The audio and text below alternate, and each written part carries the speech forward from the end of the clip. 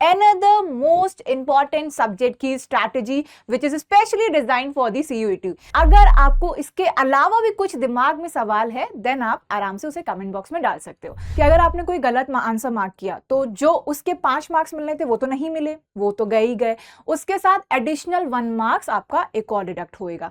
वहां पे अगर कोई भी ऐसा जवाब लगे जिसके आपको 2-2 आंसर लग रहे हो तो प्लीज इग्नोर इट, ठीक है। आप दूसरा क्वेश्चन अटेम्प्ट करो, उसको जब समय बचेगा तब एक बार रिव्यू करना, क्या आपने उसके बेसिस पे इस पैटर्न पे पढ़ाई करी, अपने नॉलेज को इस पैटर्न पे टेस्ट किया कि हमें यहाँ पे कंप्लीट प्रिपरेशन स्ट्रैटेजी को पहले दिमाग में रखना है तैयार कि हमें आगे बढ़ना कैसे कैसे है। हेलो एवरीवन, सो बच्चा लोग आप लोग कैसे हैं? I hope you all are doing very well and आप सभी का दृष्टि CUET पे स्वागत है, जहां हम आपकी स्कूल से करियर तक की मदद करेंगे। आज मैं बच्चा लोग आपके लिए लेकर आई हूं कॉमर्स का another मोस्ट इंपॉर्टेंट सब्जेक्ट की strategy which is specially design for the CUET।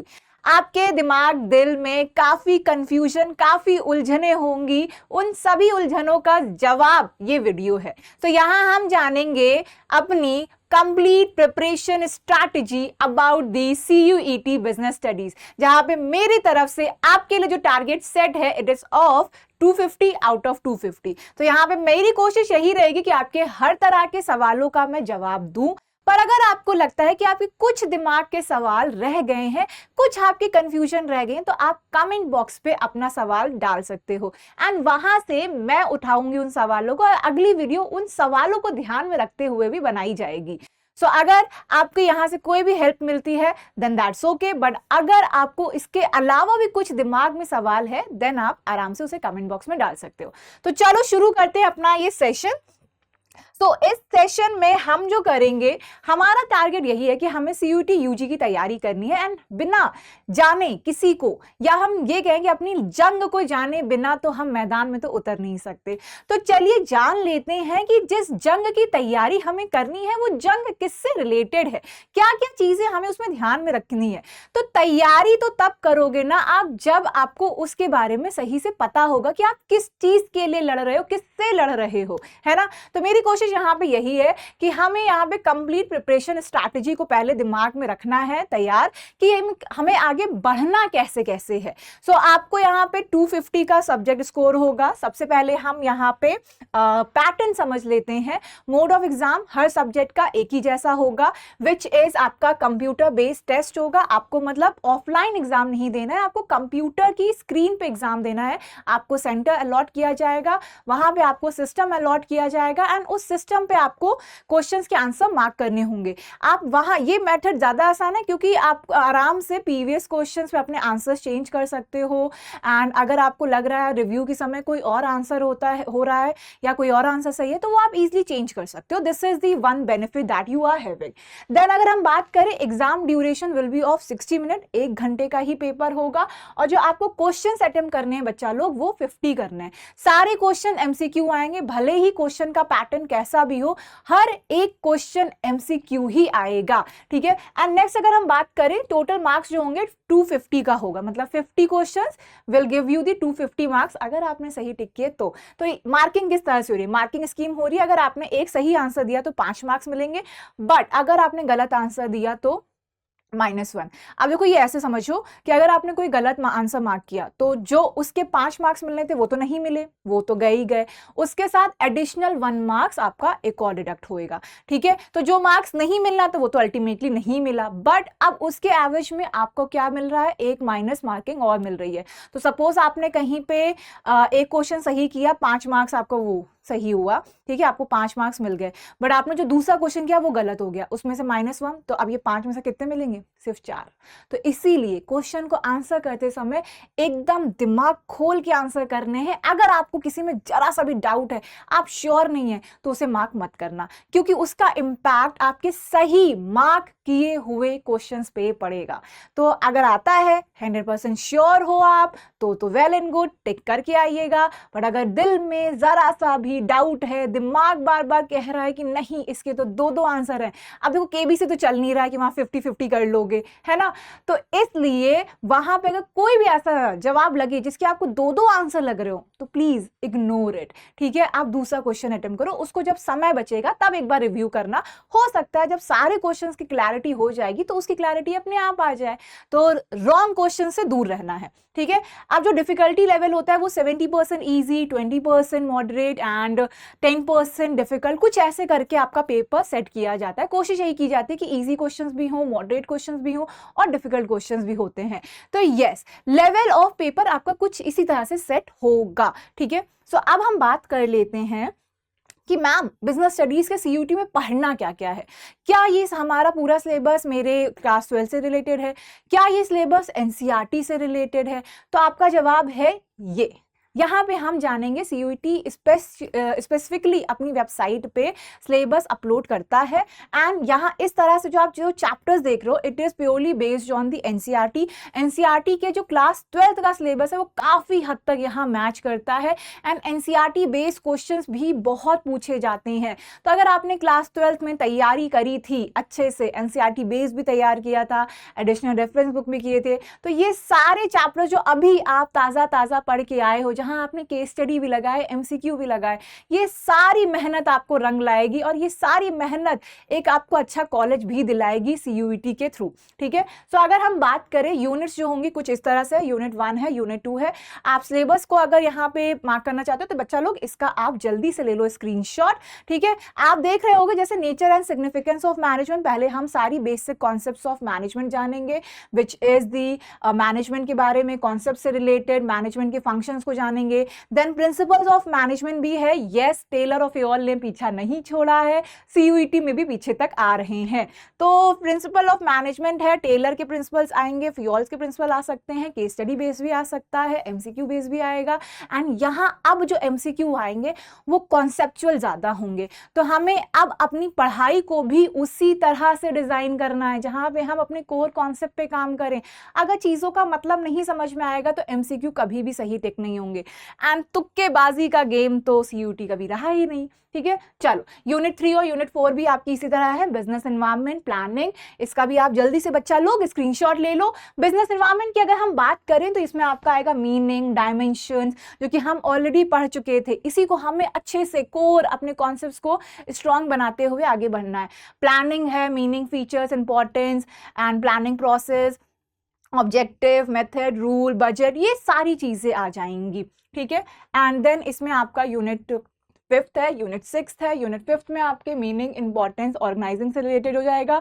पूरा यूनिट 6 स्टाफिंग से रिलेटेड है, जहां पे हमने जितनी भी चीजें पढ़ी थी that is meaning, need, objective and staffing के क्या टेक्निक्स होंगी, ठीक है, recruitment method, training and development method, ये सारी चीजें इसमें पूछी जाएंगी एंड ये सारी चीजें हमें कवर करनी है, ठीक है।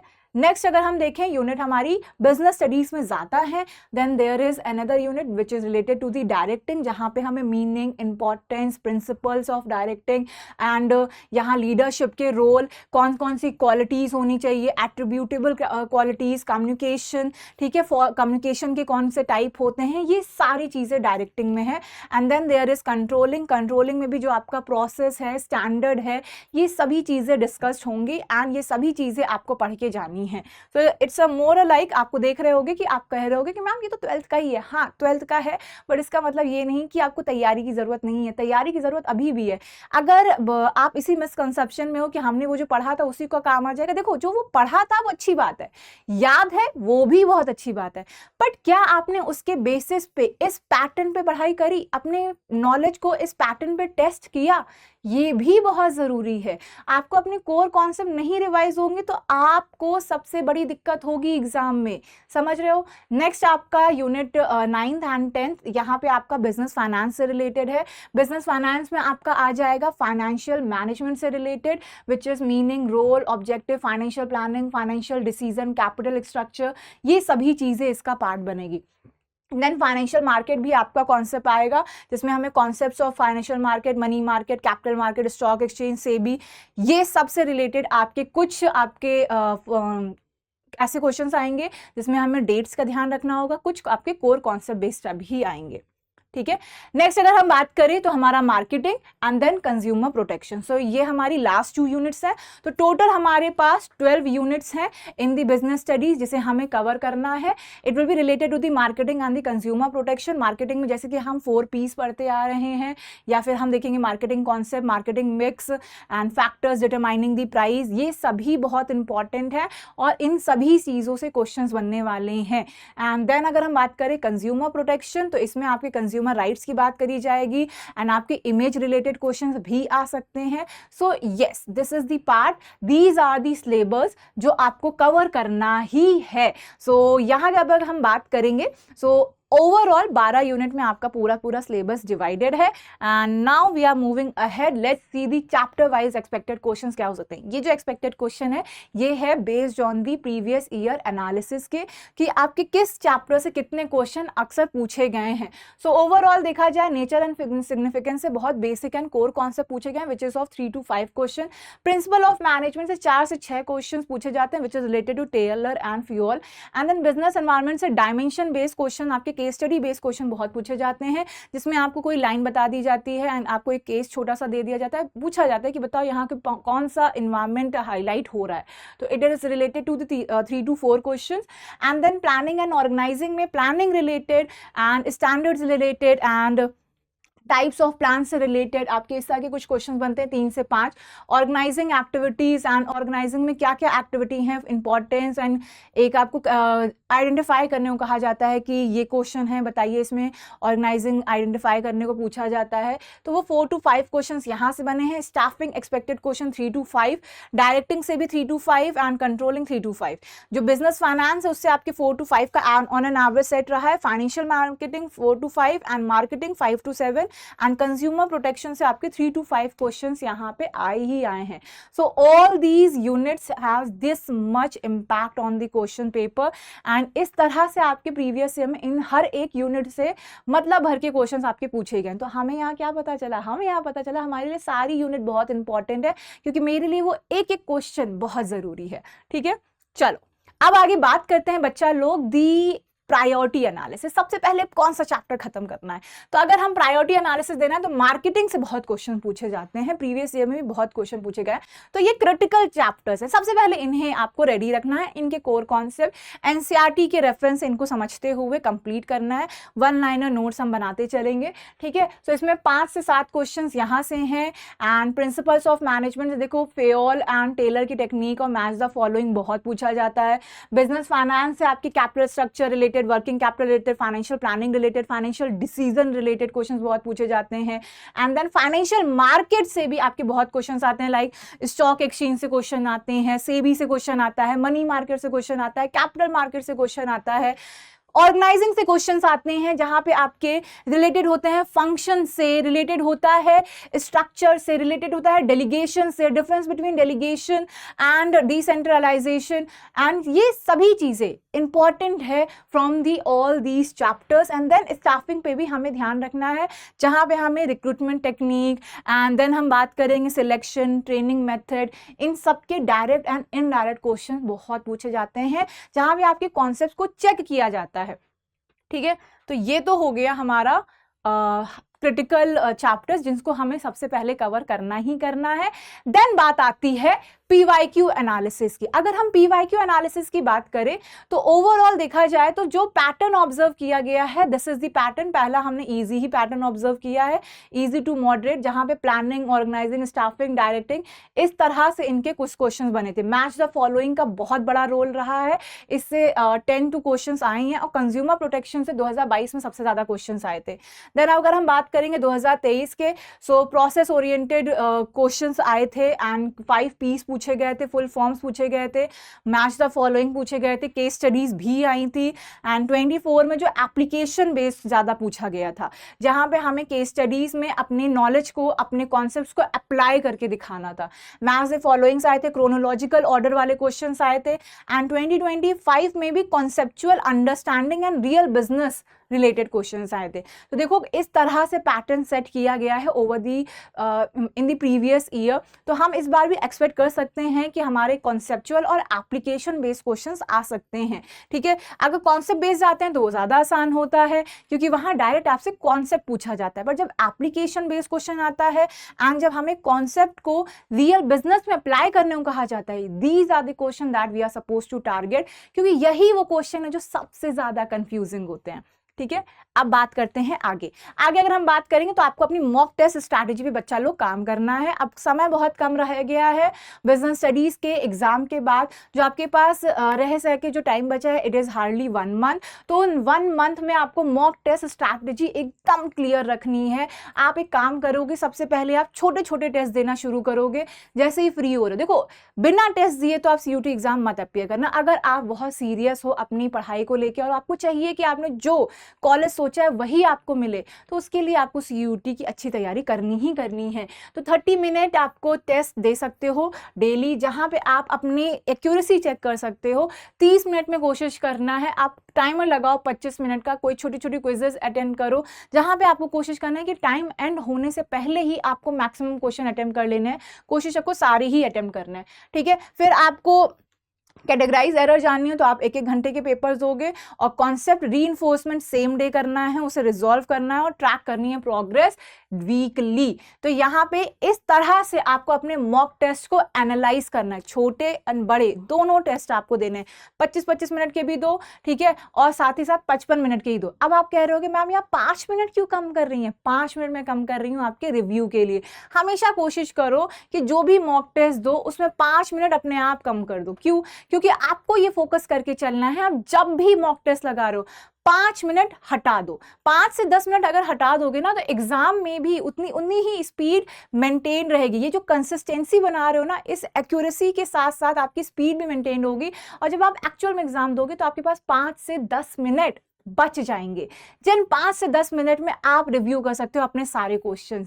एंड जहां पे आप देख सकते हो कोई क्वेश्चन का आंसर गलत तो नहीं हो गया, अगर गलत हो भी रहा हो तो उसे तुरंत सही कर लेना है ना। तो 5 से 10 मिनट रखो अपने पास मार्जिन, ताकि आप एग्जाम वाले डे पे उसे रिव्यू कर सको, which is very important. Review करना भी बहुत इंपॉर्टेंट। अगर आखिरी 1-1 मिनट तक अपने क्वेश्चंस मार्क करते रहोगे ना तो एंग्जाइटी में आप, पैनिक मोड में आप कोई भी आंसर मार्क करके आ जाओगे और जहां आपके 250 आ सकते हैं वहां कुछ मार्क्स रह सकते हैं। ठीक है, सो अगर हम बात करें आपको इस तरह से अपनी मॉक टेस्ट की स्ट्रैटेजी बिल्डअप करनी, कोशिश आपको जो मैंने बताई है यही रखना कि आप 5-5 मिनट अपना कम करके चलिएगा। ठीक है, चलो नेक्स्ट अगर हम बात करें कॉमन मिस्टेक्स जो आपको अवॉइड करनी है, किसी ने नहीं बताई तो मैं आपको बता रही हूं। ठीक है, सो कॉमन मिस्टेक, एनसीईआरटी को तो भूलना नहीं, एनसीईआरटी सामने रखो, सिर्फ रखना नहीं, उसे पढ़ना भी है। ठीक है, और जो मैं आपको रिवीजन कराऊंगी वो भी एनसीईआरटी बेस्ड होगा, so don't worry about that as well. So बहुत सारी रेफरेंस बुक का यूज नहीं करना है, एनसीईआरटी और जो अभी तक पढ़ा उसको यूज कर लो बस। ये नहीं कि ये भी बुक ले ली वो भी बुक ले ली, नहीं, आप क्वेश्चन बैंक प्रैक्टिस करो। अगर कोई बुक दे भी रहा है तो क्वेश्चन बैंक की दे, ठीक है, पढ़ने के लिए नहीं। पढ़ाई तो आपने भी 12th में भी बहुत अच्छे से करी, बोर्ड एग्जाम देकर आए हो, कोई आपने छोटी मोटी जंग तो अभी यहाँ पे पूरी करी नहीं, एक बड़ी जंग का हिस्सा आप ऑलरेडी बन के आए हो। ये जंग तो बस आपके लिए एक ऐसी जंग है जहां पे आपको अपना करियर का स्टार्ट करना है। This is just the start. एक अच्छी स्टार्ट अगर मिल गई ना तो कहते हैं जर्नी उतनी ही अच्छी होती है। ठीक है, तो बहुत सारी रेफरेंस बुक बच्चा लोग आपको अवॉइड करनी है। मेमोराइज करोगे अगर बिना अंडरस्टैंडिंग के बहुत दिक्कत आएगी। कहते हैं ना कि बिजनेस स्टडीज क्या है, रट लो सब कुछ, है ना, जल्दी प्रिंसिपल रट लेते हैं, नहीं, ये सबसे बड़ी गलती है बिजनेस स्टडीज के केस में। आपको रटना नहीं है, आपको उसको अंडरस्टैंड करते हुए चलो। जब आप अंडरस्टैंड करोगे ना, आप easy to easy and difficult to difficult आप क्वेश्चंस भी मार्क करके आ सकते हो। ठीक है, एंड देन अगर हम बात करें, अगर ऐसे कोई कॉन्सेप्ट हैं, सिमिलर कॉन्सेप्ट हैं, जैसे डेलीगेशन, डिसेंट्रलाइजेशन, ठीक है, अथॉरिटी, रिस्पॉन्सिबिलिटी, ठीक है, सो इन कॉन्सेप्ट्स को आप अच्छे से पढ़ के जाओ, क्योंकि ये जो दो कंफ्यूजिंग कॉन्सेप्ट्स होते हैं ना, जो अगर आपको साउंड कर रहे होते हैं कि दोनों का मतलब तो सेम ही होता है, जैसे एफिशिएंसी एंड इफेक्टिवनेस दोनों सेम लगते हैं ना, तो आपको इन्हीं कॉन्सेप्ट पे ज़्यादा काम करना है, क्योंकि इनसे एप्लीकेशन बेस्ड क्वेश्चन बहुत आते हैं। एंड आपको कंफ्यूज करने के लिए कुछ स्टेटमेंट ऐसे फॉर्म करे जाएंगे कि आप गलत टिक करके आ जाओ। तो इस तरह के कॉन्सेप्ट से आपको ज्यादा ध्यान रखना है। एक कंपैरिजन टेबल बना के एक रखो नोट्स में, जहां पे आपको क्लियरली पता चले कि दोनों का मतलब क्या है। ठीक है। केस स्टडी बिना लगाए जाना, जितनी केस स्टडी बोर्ड्स के लिए जरूरी थी उतनी ही केस स्टडी यहाँ भी जरूरी है।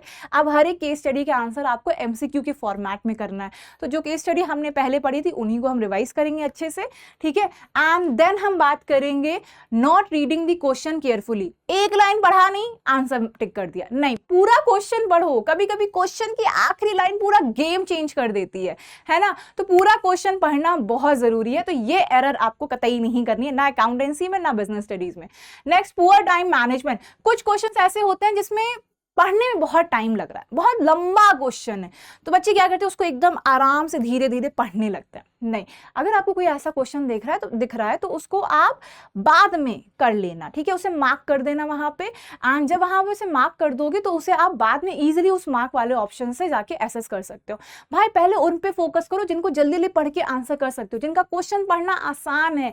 इस तरह के लेंदी क्वेश्चन को बाद के लिए सेव करके रखो, ठीक है, जब टाइम बचेगा तब देखा जाएगा, ठीक। Not practising enough MCQ. Yes, अगर आप इनफ एमसीक्यू लगा के नहीं जाओगे, that I am asking for the mocks. अगर आप सोचोगे सिर्फ एक मॉक लगा लिया, टैबलेट की तरह खा लिया, एक दवाई से तो काम नहीं चलेगा। बीमारी जितनी सीरियस होगी उतनी ही आपको दवाई और अपने खाने पीने पे ध्यान रखना होता है ना। इसी तरह से सीयूईटी में भी आपको ध्यान रखना है क्वेश्चन प्रैक्टिस पे। आपके पास ज्ञान है, आपके पास नॉलेज है, आपने अभी पढ़ के दे के आए हो बोर्ड्स, बस एक चीज मत करना, ओवर कॉन्फिडेंस। कॉन्फिडेंट होना बहुत जरूरी है, ओवर कॉन्फिडेंट नहीं होना है कि अभी तो एग्जाम देकर आए थे, इसी से तो क्वेश्चन आएंगे ना मैम, क्या जरूरत है क्वेश्चन लगाने की। बस यही वो गलती है जो आपको नहीं करनी है, ठीक है। सो यहाँ पे आपको डेली प्रैक्टिस करने हैं मॉक टेस्ट एंड डेली अपना टारगेट सेट करो। मिनिमम मेरी तरफ से 30-40 है, बट मेरी मानो तो 50 तो लगा ही लो डेली क्वेश्चन हर सब्जेक्ट से, ठीक है। गेसिंग द आंसर ब्लाइंडली, वो कुछ बच्चे होते हैं ना, अरे यार कुछ नहीं करना, हर एक क्वेश्चन का पहले ए लगा लेना, फिर सी लगा देना, फिर डी लगा देना, पैटर्न ऐसे ही होता है, कोई कुछ भी कहे। तो ये गेसिंग दी ब्लाइंडली ये गेम नहीं चलेगा, ठीक है। अटेम्प्ट करने हैं सिर्फ उन्हीं क्वेश्चन को जिनको लेके आपको लग रहा है आप श्योर हैं। अगर आप कुछ ऑप्शंस एलिमिनेट करके आंसर तक पहुंच पा रहे हैं देन डू दैट, ठीक है। बट अगर आप ऑप्शन एलिमिनेशन भी नहीं कर पा रहे हैं then that question is not for you, ignore that question. हर क्वेश्चन फिर अटेम्प्ट नहीं करना है, ठीक है। अगर आपको क्वेश्चन समझ में आया, ठीक है, क्वेश्चन समझने के बाद ऑप्शन नहीं समझ में आया, बट आपके पास एक स्किल है ऑप्शन एलिमिनेशन की, देन तो आप कर सकते हो, अदरवाइज जस्ट लीव इट, ठीक है। चलो नेक्स्ट हम देखेंगे case study preparation. Yes, case study बहुत जरूरी है, जितनी वो जरूरी थी आपकी बोर्ड्स एग्जाम के लिए उतनी ही यहाँ जरूरी है, ठीक है। सो यहाँ पे आपको principles of management application base करना है, प्लानिंग की रिलेटेड आपको एक्सपेक्टेड केस स्टडी आ सकती है, स्टाफिंग रिलेटेड, मार्केटिंग रिलेटेड और फाइनेंशियल मार्केट रिलेटेड। तो इन सभी को आपको ज्यादा ध्यान में रख के चलना है। केस स्टडी आपको कुछ इस तरह से अपने एनालाइज करके चलनी है। जब आप प्रिपरेशन करोगे तो आपको रीड करना है सारी केस स्टडी, एनसीईआरटी की केस स्टडी तो सबसे पहले कंप्लीट कर लो, उससे चांसेस ज्यादा रहते हैं आने की, मिलती जुलती आ जाती है, ठीक है। की फैक्ट्स, कंपनीज एंड डिसीजंस, जितनी भी आपकी जो इंपॉर्टेंट कंपनीज हैं जो या रीसेंट ट्रेंड चल रहे हैं उनको जरूर नोट डाउन करके रखना। प्रैक्टिस करने हैं केस बेस्ड एमसीक्यू जरूर से डेली बेसिस पे, इसके कम से कम 10-20 क्वेश्चन लगा के चलो। एंड हमेशा प्रिंसिपल्स को रिलेट करो विद द रियल कंपनी, जैसे कि टाटा, रिलायंस, इन्फोसिस, इससे रिलेट करके चलो तो आंसर करना बहुत आसान हो जाएगा। सो ये थी अभी तक की आपकी तैयारी। अब 1 महीना ही बचा है, तो देखो हम जो स्टार्ट करेंगे वीक 4, मतलब हमारा जो अभी हमारा स्टार्टिंग, अभी जब हमारे पास 4 हफ्ते बचे हैं तो हम स्टार्ट करेंगे फुल सिलेबस से, मॉक्स करेंगे, अपने वीक एरिया आइडेंटिफाई करेंगे एंड एक मॉक तो जरूर लगाना। ये मिनिमम, ये आपका ऐसा है कि इतना तो करना ही है, मैक्सिमम तो आप अपना करोगे ही, मिनिमम कितना करना है, एक तो लगाना ही है और उसका एनालिसिस जरूर करना। ये नहीं कि करके बैठ गए फिर पूरे दिन एकदम खाया पिया घूमा, ये भी करो, पर इसके साथ साथ जो भी मॉक टेस्ट दो देखो कितने सही हुए, कितने गलत हुए, कितने समय में किया, ठीक है, एक क्वेश्चन में कितना समय दिया, लंबे क्वेश्चंस पे कितना समय दे रहे हो, इसे एनालाइज करो, क्या समय बचा कि नहीं बचा। तो ये सभी चीजें करना बहुत जरूरी है। आप खुद भी जब पहला मॉक टेस्ट दोगे तब आपको अपनी रियलिटी पता चलेगी। नेक्स्ट वीक 3 जब बचे, 1 हफ्ता हो जाए, वीक 3 बचे, ठीक है, तो आपको हाई वेटेज चैप्टर्स का रिविजन करना है, जो मैंने आपको बताया है। एक मॉक टेस्ट और 3 चैप्टर रिविजन आपको बांध के चलने ही चलने हैं, साथ ही साथ छोटी छोटी क्विज भी करनी है डेली। जब सिर्फ 2 हफ्ते बचे तो PYQ के जो क्वेश्चंस आपको दिखे उनको सॉल्व करना है, 2 PYQ के questions and definition related and concept related आपको MCQ जरूर प्रैक्टिस करने हैं। लास्ट वीक में सिर्फ और सिर्फ रिवीजन करोगे और लाइट मॉक्स लगाओगे, बहुत ज्यादा अपने आप को ग्रिल नहीं करना है, क्योंकि जितना ग्रिल करोगे उतना एग्जॉस्ट हो जाओगे।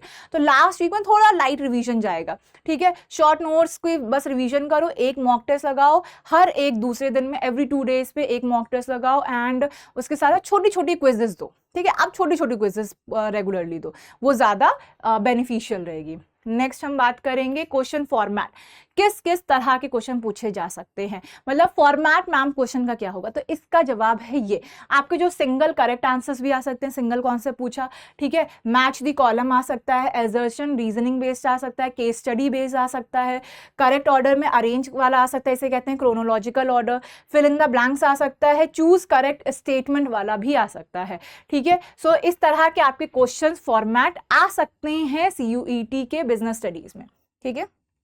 चलो, सो दैट्स ऑल। तो फाइनल मंत्रा जो आपको याद करके चलना है, जो आपको दिमाग में बैठा के चलना है कि business studies is not all about memorising, it is actually about creating the understanding कि हमें इन कॉन्सेप्ट्स को कैसे रियल लाइफ में अप्लाई करना है, कैसे कॉन्सेप्ट वर्क करते हैं एंड ये जो भी हम पढ़ रहे हैं ये जरूरी क्यों है। आप जो भी 12th में पढ़ रहे हो ना, ये इररेलेवेंट नहीं है, ये रेलेवेंट है एंड ये कहीं ना कहीं अप्लाई हो रहा होगा। तो इसी वजह से आप कभी ये मत करना कि बिजनेस स्टडी सिर्फ रट्टा मारे जा रहे हो, नहीं, it's all about the understanding game. एक बार कॉन्सेप्ट की अंडरस्टैंडिंग आ गई ना, इजी क्वेश्चन क्या, मॉडरेट क्वेश्चन क्या, डिफिकल्ट क्वेश्चन, सबके आंसर कर लोगे। इसी के लिए मैं लेकर आ रही हूँ आपके लिए स्पेशल लेक्चर, जहां पे मैं आपके इन सभी चैप्टर का NCERT बेस्ड रिवीजन भी कराऊंगी और क्वेश्चंस भी प्रैक्टिस करेंगे हम। सो आपकी जो स्ट्रैटेजी होनी चाहिए, कुछ आखिर में मैं आपको बस यही कहूंगी कि यह आपका फाइनल मंत्रा है, इसे कर लिया तो मार्क्स आपके जरूर आ जाएंगे। तो NCERT की मास्टरी करनी है, डेफिनेशन को मेमोराइज कर लेना, क्योंकि अक्सर स्ट्रेट आपकी डेफिनेशन पूछ ली जाती है, ऑथर की डेफिनेशन पूछ ली जाती है कि बताओ इस ऑथर ने क्या डेफिनेशन दी थी। तो यस, आपको ये थोड़ा बहुत याद करना पड़ेगा, ठीक है। केस स्टडी प्रैक्टिस करनी पड़ेगी, मॉक टेस्ट लगाने होगा और सबसे बड़ी आखिर में लिखा है पर सबसे मोस्ट इंपॉर्टेंट, कंसिस्टेंसी। बेटा कंसिस्टेंट रहना बहुत ज़रूरी है, ये नहीं कि आज किया फिर 4 दिन बाद कर रहे हो, फिर 5वें दिन कर रहे हो। तो इस तरह से नहीं, डेली अपना एक रूटीन सेट कर लो CUT के लिए, बस इसको फॉलो कर लो, एक करियर की स्टार्ट अच्छी हो जाएगी, फिर कॉलेज लाइफ एंजॉय करोगे, ठीक है। एंजॉय के साथ साथ अपना करियर भी बना रहे हो, पर उसके लिए सही स्टार्ट चाहिए। तो एक सही स्टार्ट दृष्टि CUT आपको देगा। So that's all. So thank you बच्चा लोग for your time and the attention. I hope मैंने आपकी काफ़ी हद तक उलझने और काफ़ी हद तक जो आपके सवाल है उनको आंसर कर दिया। अगर अभी भी कोई सवाल बच गया है तो कमेंट बॉक्स पे उसको ड्रॉप कर दो, ठीक है। So I hope आपको यहाँ से काफ़ी सारी चीज़ों की समझ मिल गई होगी। So that's all for this session. Have a great day ahead and thank you for being attentive. So bye बच्चा लोग, मिलते हैं हम नेक्स्ट सेशन में with the complete revision. अब एग्जाम की तैयारी को और बेहतर करने के लिए हमारे चैनल को लाइक, शेयर और सब्सक्राइब करना ना भूलें।